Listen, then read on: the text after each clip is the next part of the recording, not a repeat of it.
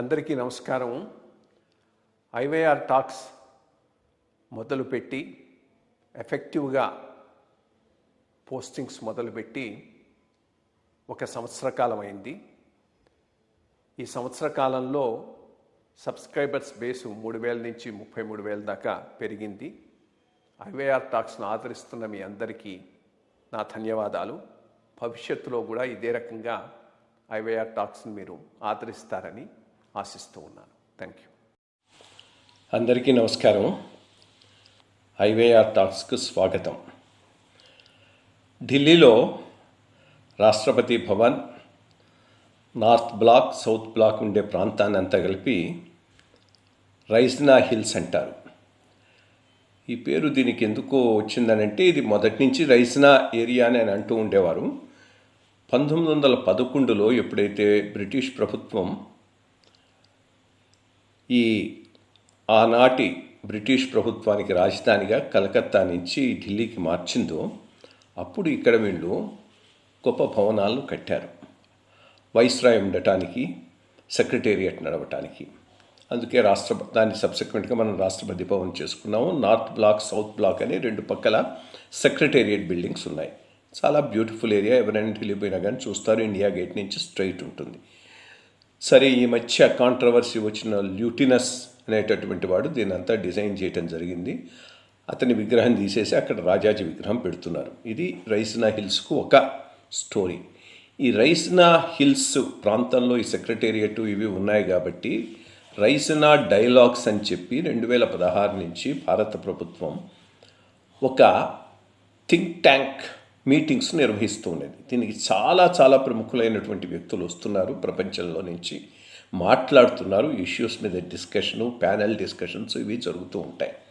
చాలా దీనికి ప్రాధాన్యత రాను రాను ఎక్కువ అవుతూ ఉన్నది. మొన్న ఈ మధ్య ఫిన్లాండ్కు సంబంధించినటువంటి ఒక మినిస్టరు వీళ్ళు రావటం జరిగింది. దీనికి ఈ మధ్య యునైటెడ్ స్టేట్స్ ఆఫ్ అమెరికా దేశానికి సంబంధించినటువంటి సెక్రటరీ ఆఫ్ స్టేట్ ఆఫీస్లో ఉండేటటువంటి అండర్ సెక్రటరీ అతను వచ్చి స్పీచ్ ఇచ్చాడు. స్పీచ్ ఇస్తూ నన్ను అడిగితే చాలా క్యాండిడ్గా, ఎటువంటి దాపరికం లేకుండా ఒక మాట అన్నాడు. చైనాను ఏ రకంగా బలపడటానికి సహాయం చేశామో మేము, ఆ రకంగా మేము ఇప్పుడు ఇండియాకు సహాయం చేయకపోవచ్చు. ఎందుకనంటే దానివల్ల మేము దెబ్బతిన్నాం. చైనా బాగా బలపడిన తర్వాత మాకు కాంపిటీటర్ అయింది. కాబట్టి ఇండియా వరకు ఇప్పుడున్న ఈ ట్రేడ్ అగ్రిమెంట్కు అనుగుణంగా మాకు కొంత మేలయ్యేటట్టుగా, మీకు కొంత మేలయ్యేటట్టుగా ముందుకు పోతామే. కానీ ఇంతకుముందు ఒక 2-3 దశాబ్దాల ముందు చైనాకు ఏ రకంగా అయితే మా మార్కెట్ యాక్సెస్ ఇచ్చి అదే ఈ స్థాయికి రావటానికి మేము సహాయపడ్డామో, ఆ రకంగా భారతదేశానికి సహాయపడము అని చెప్పారు. సరే, దీనిని చూచి ఇంకా మన భారతదేశంలో ఉన్న మేధావులు, ఈ జర్నలిస్టు, ఈ కాంగ్రెస్ వాళ్ళు ఒకటే గించుకుంటున్నారు. భారతదేశానికి వచ్చి ఇతను ఇట్లా మాట్లాడటం ఏంది, మన గొప్పతనం ఏంది, ఇదేంది అదేంది అని అంటున్నారు.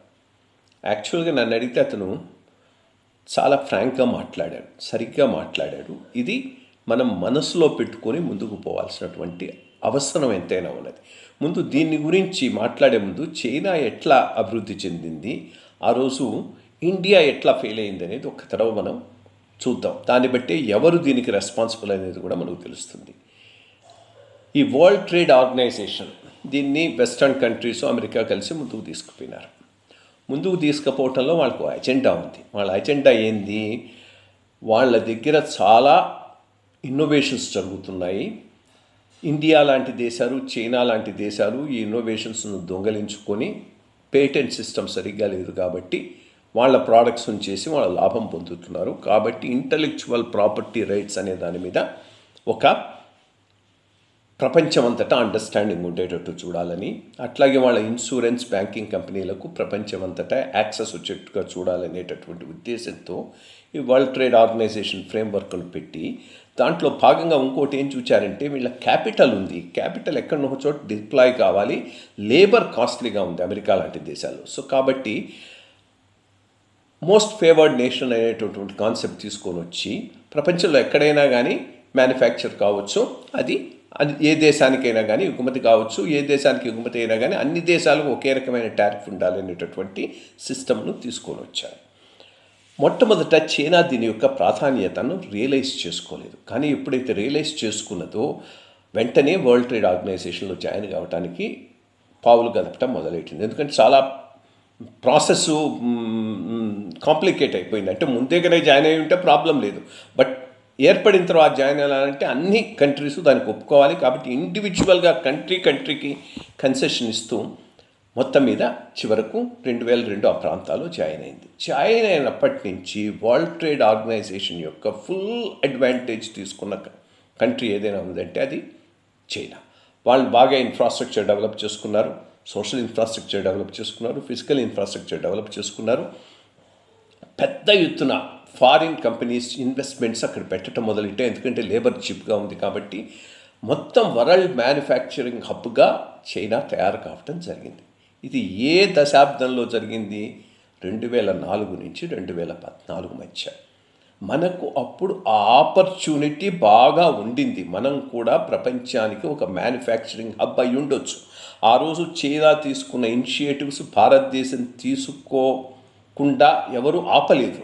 మన పనికి మాలిన ఇన్ఎఫిషియెంట్ ఆ రోజు ఉన్న యూపీఏ గవర్నమెంటు ఆ అవకాశాన్ని ఉపయోగించుకోలేదు. ఆ రోజే కనుక మనం మ్యానుఫ్యాక్చరింగ్ మీద దృష్టి పెట్టి ఇన్ఫ్రాస్ట్రక్చర్ బాగా డెవలప్ చేసి ఫారిన్ క్యాపిటల్ ఆహ్వానించుంటే ఇండియా కూడా చైనాతో పాటు సెకండ్ బిగ్గెస్ట్ మ్యానుఫ్యాక్చరింగ్ హబ్ ప్రపంచంలో అయి ఉండేది. కానీ వీళ్ళు దాని గురించి పట్టుకోలేదు. ఎక్కడెక్కడ సెజ్జులు పెట్టారు, స్పెషల్ ఎకనామిక్ జోన్స్, అవన్నీ రియల్ ఎస్టేట్ వ్యాపారానికి సరిపోయినదే. కానీ ఈ కాంగ్రెస్ నాయకుల ద్వారా ఎక్కడా కూడా వాటి ద్వారా ఈ మ్యానుఫ్యాక్చరింగ్ యాక్టివిటీ వచ్చి దేశంలో అది ముందుకు పోయేటట్టుగా ఏ రోజు చేయలేదు. కాబట్టి ఆ రోజు చైనా దీనివల్ల లాభం పొంది ఇండియా పూర్తిగా నష్టపోయింది అంటే దానికి కారణం అంతా బ్లేమ్ కాంగ్రెస్ మీదనే ఉంటుంది. ఈ మ్యానుఫ్యాక్చరింగ్ మీద ఫోకస్ 2014లో మోడీ వచ్చినప్పటి నుంచి వచ్చింది. ఇండియా ఒక మ్యానుఫ్యాక్చరింగ్ హబ్ కావాలంటూ చాలా ప్రయత్నం మొదలెట్టాడు. ఈ పిఎల్ఐ స్కీమ్స్ ఆ స్కీమ్స్ తెచ్చాడు. కానీ కొంత లేట్ అయిపోయింది. మనం అప్పటికే అమెరికా ఈ సిస్టమ్ కరెక్ట్ కాదు, దీనివలన మనం నష్టపోతున్నాం, చైనా బాగా డెవలప్ అయింది, చైనా డెవలప్ కావడంతో మనకు ప్రపంచంలో కాంపిటీషన్ వస్తున్నది అనేటటువంటి రియలైజేషన్కి వచ్చేసింది. రియలైజేషన్కి వచ్చింది కాబట్టి వాళ్ళ స్కీమ్నే మార్చేశారు. ఈ మోస్ట్ ఫేవర్డ్ నేషన్ సిస్టమ్ను దీన్ని ఒప్పుకోకుండా టారిఫ్స్ ఇవి పెంచడం మొదలెట్టారు. దాంట్లో వాళ్ళ మార్కెట్ యాక్సెస్ అంత సరిగ్గా అందరికీ ఇండియాకు అందలేదు.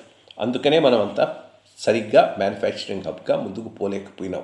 యాక్చువల్గా ఫిజికల్ ఇన్ఫ్రాస్ట్రక్చరు, సోషల్ ఇన్ఫ్రాస్ట్రక్చర్ మీద కాన్సన్ట్రేషన్ 2014 నుంచే పెద్ద ఎత్తున మొదలవటం జరిగింది. ఇదే కనుక మొదటి నుంచి చేసి ఉంటే ఇండియా కూడా చైనా లాగానే ఒక మేజర్ మ్యానుఫ్యాక్చరింగ్ హబ్గా తయారై ఉండేది. సో ఈ లాస్ట్ ఆపర్చునిటీకి ఎవరైనా బ్లేమ్ చేయాలి అంటే అది కాంగ్రెస్ని. ఇప్పుడు వాళ్ళే పెద్ద ఈ రకంగా మాట్లాడతారని అంటున్నారు. అసలు మాట్లాడిన దాంట్లో తప్పు లేదు. ఆయన చెప్పింది ఏంది, దానివల్ల మాకు అట్లా అయింది కాబట్టి ఇప్పుడు మీకు ఆ లెవెల్లో మేము సహాయం చేయము. ఆ టైప్ ఆఫ్ ఆపర్చునిటీస్ ఇప్పుడు ఇండియాకు లేవు. ఇండియాకు ఉన్న ఆపర్చునిటీస్ దేని పట్టుకున్నాయి? మొన్న మనం అగ్రీ అయినటువంటి ట్రేడ్ ఫ్రేమ్ వరకే మేము పరిమితం అవుతాము, దాని వరకే చేస్తామంటే దాని నుంచి కూడా ఇండియా చాలా లాభం పొందొచ్చు. ఆ లాభం ఉంది కాబట్టే మనం దాంట్లో ఎంటర్ అయినాం. కొన్ని వాళ్ళకు యాక్సెస్ ఇచ్చాం, మనకు చాలా యాక్సెస్ వచ్చింది. దాన్ని సరిగ్గా ఉపయోగించుకొని ముందుకు పోవాల్సిన అవసరం ఉంది. కానీ ఒక దశాబ్దంలో చేతికి దొరికినటువంటి అవకాశాన్ని పూర్తిగా నెగ్లెక్ట్ చేసినటువంటి పార్టీ ఈరోజు ఈ రకంగా వచ్చి మాట్లాడతాడా? మన గొప్పతనం ఏంది? గొప్పతనం ఏముంది? గొప్పతనం మాటల్లో రాదు. గొప్పతనం ఎకనామిక్గా దేశం డెవలప్ అయ్యి ఒక స్టాండింగ్కి వస్తేనే మన గొప్పతనం ఉంటుంది. దానికి ఉన్న అవకాశాన్ని మీరు వాడలేదు. ఇప్పుడు ఇంకోటి వాడుతూ ఉంటే చూచి ఓర్వలేరు. ఇటువంటి పనికి మాలిన ఈ కామెంట్స్ వదిలేసి ఉన్న ఫ్రేమ్వర్క్లో how best to go forward. Because ఈ రోజుకైనా కానీ ప్రపంచంలో చాలా పెద్ద ఎకానమీ, చాలా స్ట్రాంగ్ నేషన్ అమెరికా. సో దానిని వదిలేసి ఎవరు ముందుకు పోలేకపోతున్నారు. అది తెలిసే మోడీ గారు చాలా చాలా ట్యాక్ట్ఫుల్గా అమెరికాను డీల్ చేస్తున్నాడు.